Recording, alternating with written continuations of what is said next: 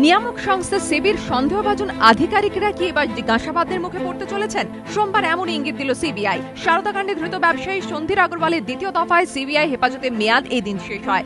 আলিপুর আদালতে সিবিআই দাবি করে, সেবি ও সারদার মাঝে মধ্যস্থতাকারী হিসেবে সক্রিয় ভূমিকা পালন করেছিলেন সন্দীপ আগরওয়াল। তিনি জেরায় এই কথা স্বীকারও করেছেন। তাছাড়া সন্দীপ আগরওয়ালের বাড়ি ও অফিস থেকে উদ্ধার হওয়া নথি থেকেও তারা এই সংক্রান্ত তথ্য পেয়েছে। উদ্ধার হওয়া ল্যাপটপ ও হার্ড ডিস্কেও প্রচুর তথ্য মিলেছে।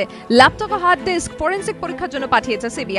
সন্দীপ আগরওয়ালকে নিজেদের হেফাজতে না চাইলেও এদিনও তার জামিনের বিরোধিতা করে সিবিআই। তাদের যুক্তি, নিয়ামক সংস্থা সেবি সন্দেহভাজন আধিকারিকদের এখনো সিবিআই জিজ্ঞাসাবাদ করে উঠতে পারেনি।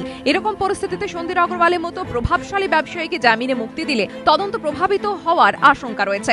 সন্দীপ আগরওয়ালের আইনজীবীরা অবশ্য জামিনের পক্ষে সওয়াল করেন। সবথেকে বড় প্রশ্ন যেটা হলো যে কি সিজ করছে, কি সিজার হচ্ছে, সে ডকুমেন্ট হতে পারে, কিন্তু সেটা কোর্টকে জানাতে হবে সিজার লিস্টে। সিজার লিস্টে আজ অবধি কোনো seizure list in respect of Sandip Agarwal কোর্টকে জানানো হয়নি। সন্দীপ আগরওয়াল নিজেও দাবি করেন, গত 7 দিনে তাকে সিবিআই কোনো জিজ্ঞাসাবাদ করেনি, শুধু বসিয়ে রেখেছে।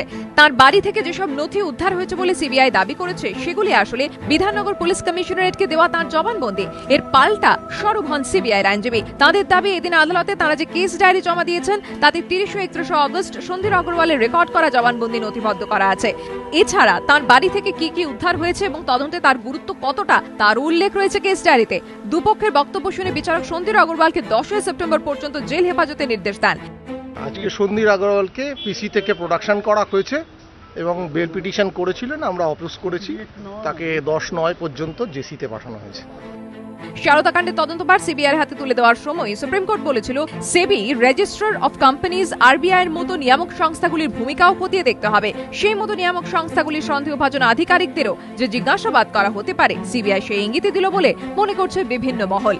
এদিকে অসুস্থ মাকে দেখতে প্যারোলে মুক্তি পেলেও এদিন বাড়ি যাননি সারদাকাণ্ডে ধৃত ইস্টবেঙ্গল কর্তা দেবব্রত সরকার। এদিন দুপুর 1টা থেকে বিকেল 4টে পর্যন্ত তাকে প্যারোলে মুক্তি দিয়েছিলেন বিচারক। কিন্তু ধৃত ইস্টবেঙ্গল কর্তা এদিন সকালে হঠাৎই জেল কর্তৃপক্ষকে জানান স্বল্প সময়ের জন্য তিনি প্যারোলে যেতে রাজি নন। রাজস্ব দত্তগুপ্ত, প্রবীর চক্রবর্তীর রিপোর্ট, এবিপি আনন্দ, কলকাতা।